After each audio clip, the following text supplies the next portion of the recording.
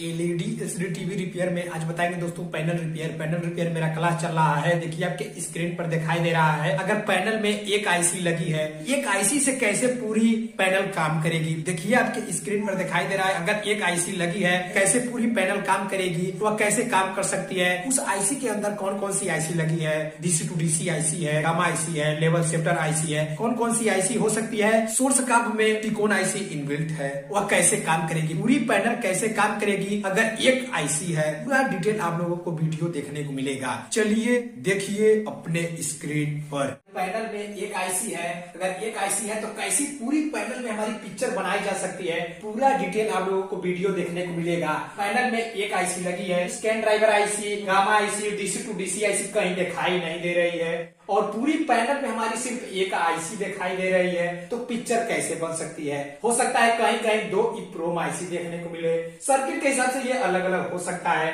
और हो सकता है जो सोर्स काप हो, सोर्स काप पर टिकोन आईसी हो। कंपनी जो होती है अपने अपने अनुसार सर्किट बनाई होती है, उस हिसाब से सर्किट में देखना होता है किस हिसाब से सर्किट की बनावट है, उस हिसाब से हम रिपेयर करते हैं। अगर पता लगाना है इस आईसी के अंदर कौन कौन सी आईसी इनबिल्ट है, मान लीजिए अगर हमारे पास डाटा शीट नहीं है, हम कैसे पता लगा सकते हैं एक आईसी पूरी पैनल में लगी है, इसके अंदर कौन कौन सी आईसी इनबिल्ट है। उसको पता लगाने के लिए हम आराम से पता लगा सकते हैं। जिस आईसी से पूरी बूस्ट वोल्टेज बनेगी वो हमारी डीसी टू डीसी आईसी हो सकती है। अगर एबीडीडी, बीजीएच, बीजीएल और एचवीडीडी वोल्टेज निकलता है, इससे ये पता चल जाएगा डीसी टू डीसी आईसी है। यानी मल्टीमीटर को अगर हम बजर रेंज में रख ले रहे हैं और बजर रेंज में क्या करेंगे, हम चेक करेंगे, देखेंगे यहाँ से जो टेस्ट पॉइंट है, यानी उदाहरण के तौर पर अगर एबीडीडी का टेस्ट पॉइंट यहाँ पर है, अगर एबीडीडी के टेस्ट पॉइंट से जिस आईसी पर बीप देगी वह हमारी डीसी टू डीसी आईसी होगी, यानी उसके अंदर डीसी टू डीसी आईसी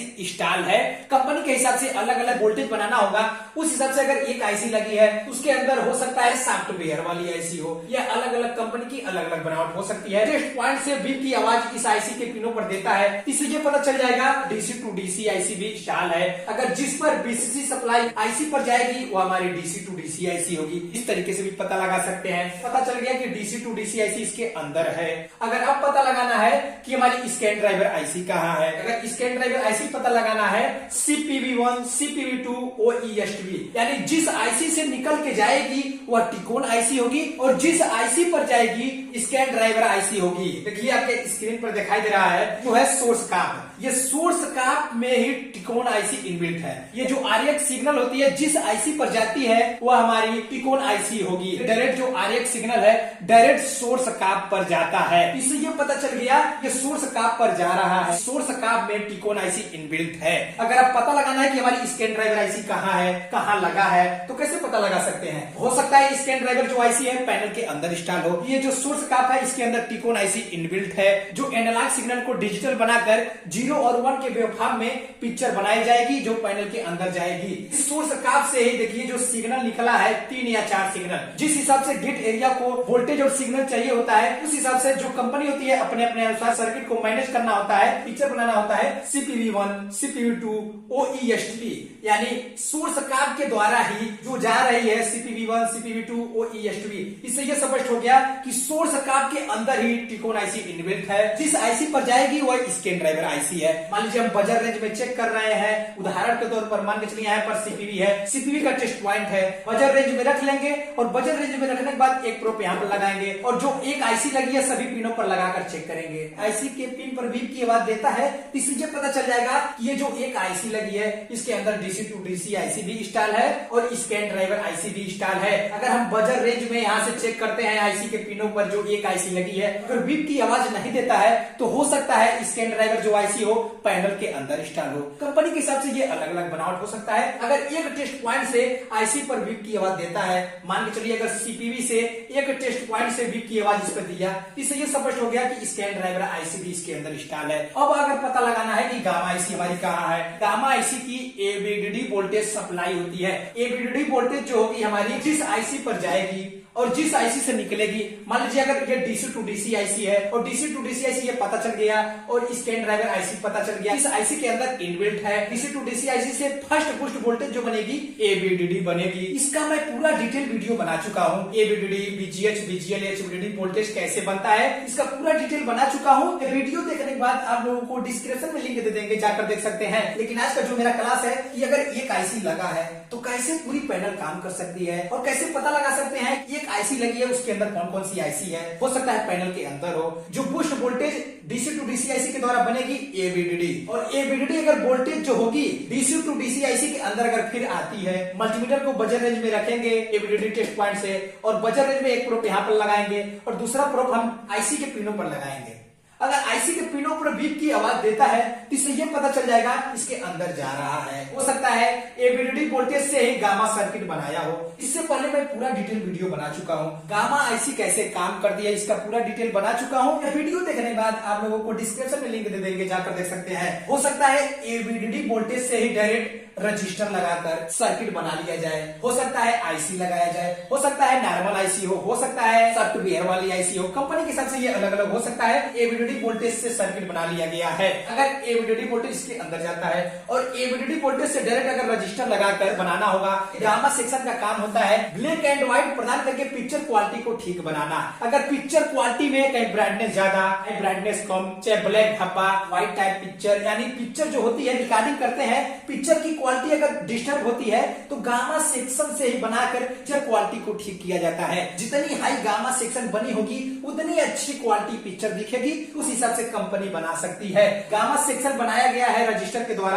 क्या करेंगे, मल्टीमीटर को बजर रेंज में रखेंगे, उसका टेस्ट पॉइंट होगा उस पर लगाएंगे, दूसरा प्रोब आईसी के पिनों पर लगाएंगे। अगर बीप की आवाज देता है तो इससे ये पता चल जाएगा कि DC to DC IC, scan driver IC, gamma IC इसके अंदर इनबिल्ट है। इस तरीके से हम पता लगा सकते हैं हमारी कौन कौन सी आईसी है।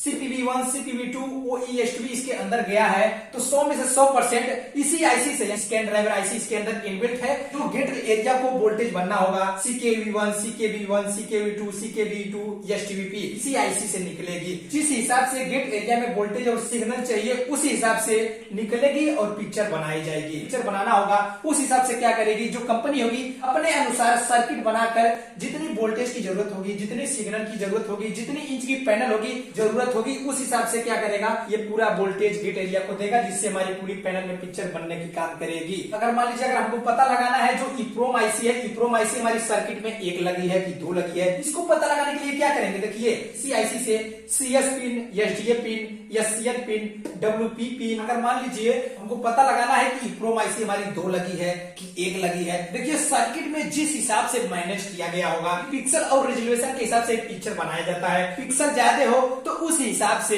इप्रोम आईसी दो लगी हो सकती है, दोनों में सॉफ्टवेयर इनबिल्ट हो सकती है। उस हिसाब से जिस हिसाब से पैनल में रेजोल्यूशन और पिक्सल होगी उस हिसाब से इसमें सॉफ्टवेयर इनबिल्ट होता है। अगर हमको पता लगाना है कि जो इप्रोम आईसी है, इप्रोम आईसी हमारी दो है, तो इसको पता लगाने के लिए क्या करेंगे, मल्टीमीटर को बजर रेंज में रखेंगे। पहले वीडियो बना चुका हूँ ये कैसे पता लगाया जा सकता है, इप्रोम हमारी आईसी कैसे कहाँ लगी है, पूरा डिटेल मैं वीडियो बना चुका हूँ। ये वीडियो देखने के बाद आप लोगों को डिस्क्रिप्शन में लिंक दे देंगे, जाकर देख सकते हैं। देखिए अगर पता लगाना है कि हमारी इप्रोम आईसी कौन कौन है, जिस पिन में SCL SDA, जिस पिन में SCL और SDA होगा वो हमारी इप्रोम आईसी है। इस तरीके से भी पता लगा सकते हैं। अगर दो इप्रोम आईसी लगी है जिसमें CS पिन होगी यानी चिप सिलेक्ट पिन, SDA का मतलब होता है सीरियल डाटा इनपुट और आउटपुट, SCL का मतलब होता है सीरियल क्लॉक इनपुट, WP का मतलब होता है राइट प्रोटेक्ट पिन। ये जो पिन होती है ये इसमें भी होगी और इसमें भी होगी। अगर मल्टीमीटर को बजर रेंज में हम चेक करते हैं, अगर CS पिन पर लगाते हैं बजर रेंज में एक प्रोब यहाँ पर लगाएंगे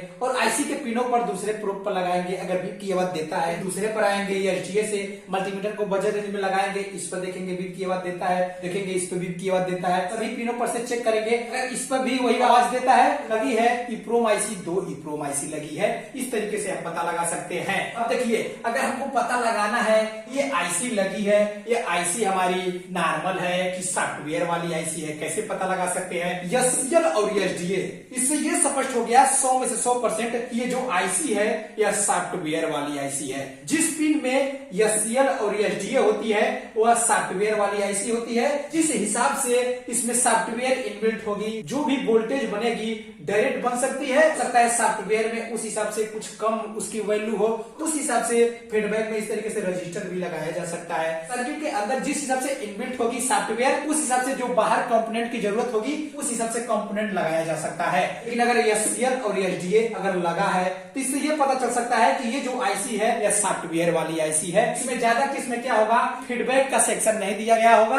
डायरेक्ट जो DC to DC IC, scan driver IC और गामा आईसी जो कुछ इसके अंदर इनबिल्ट है उस हिसाब से, यानी जो टिकोन आईसी जिस हिसाब से ये सिग्नल देगा उस हिसाब से क्या करेगा, ये पूरी आईसी काम करेगी। और जो काम करेगी एससीएल और एसडीए पिन के द्वारा करेगी। अगर हमारी ये सॉफ्टवेयर करप्ट हो जाए तो पूरी हमारी पैनल डेड हो जाएगी, क्योंकि पूरी ये सॉफ्टवेयर के द्वारा ही काम करेगी। इस तरीके से हम पूरा पता लगा सकते हैं कि हमारी कौन कौन सी आईसी किसमें है। जो आरएक्स सिग्नल होता है जिस आईसी पर जाती है वह टिकोन आईसी होती है। अगर आरएक्स सिग्नल सीधे सोर्स काम पर जा रहा है, टिकोन आईसी है, टिकोन आईसी इसके अंदर इनबिल्ट है। अब जिस आईसी पर सीपीवी, सीपीवी2, ओईएसटीवी सिग्नल जाएगी वो हमारी स्कैन ड्राइवर आईसी होगी। बजर रेंज में पता लगा सकते हैं, बजर रेंज में लगाएंगे, टेस्ट पॉइंट पर सभी पिनों पर लगाएंगे। अगर बीप की आवाज नहीं देता है तो इससे ये पता चल जाएगा कि 100 में से 100% हमारी पैनल के अंदर लगी है। इस तरीके से पता लगा सकते हैं। अगर हमको पता लगाना है गामा आईसी हमारी कहाँ है, जिस आईसी पर एवीडीडी वोल्टेज जाएगी और एवीडीडी वोल्टेज ही गामा आईसी की सप्लाई होती है, अगर इस आईसी पर जाता है जो वोल्टेज बनाना है गामा सेक्शन अगर बनाया जाता है तो ये पता चल जाएगा कि ये गामा सेक्शन है। अगर डीसी टू डीसी आईसी पता लगाना है, जिस आईसी पर बीसीसी सप्लाई जाएगी वह डीसी टू डीसी आईसी होगी। जो फर्स्ट बूस्ट वोल्टेज द्वारा एवीडीडी वोल्टेज बनेगी उस हिसाब से सर्किट मैनेज किया जा सकता है। इस प्रकार से ये सर्किट बनी हो सकती है। हो सकता है ईप्रोम आईसी जो है ईप्रोम आईसी 2 लगी हो, क्योंकि पैनल में रेजोल्यूशन और पिक्सल के हिसाब से पिक्चर बनाई जाती है। तो उस पिक्सल और रेजोल्यूशन को यानी ऑन ऑफ कराने के लिए और पिक्चर को मिनिमम क्वालिटी देने के लिए उस हिसाब से पैनल की पूरी सॉफ्टवेयर हमारी ईप्रोम आईसी में हो सकती है। मेरा हर चीज का वीडियो बन चुका है। ये वीडियो देखने के बाद आप लोगों को डिस्क्रिप्शन में लिंक दे देंगे, जाकर देख सकते हैं।